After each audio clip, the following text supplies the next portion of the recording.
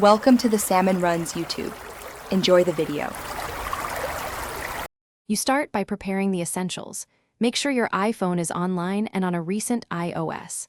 Once done, open Settings and go to Mail or Contacts, then Accounts. Tap Add Account and choose Google. Sign in with the Google account you want to sync because that links the source contacts to your device. After authentication, enable the Contacts toggle. This immediately schedules contact sync. Make sure iCloud Contacts is off for duplicates, and keep the device awake during the initial transfer. Now you manage how syncing behaves and which contacts show.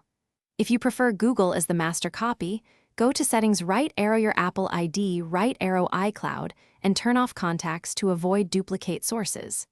Next, open Settings, right arrow Passwords and Accounts, right arrow Fetch New Data, and set Google to push or a frequent fetch interval so updates arrive promptly. Once configured, open the Contacts app and tap Groups to ensure your Google account is selected.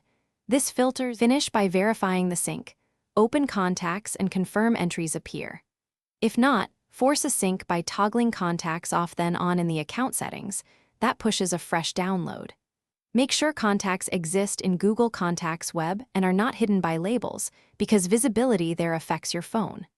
If problems persist, restart the iPhone or remove and re-add the Google account.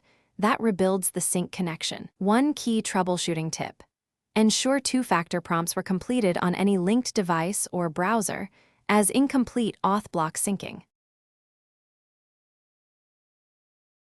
Thanks for watching.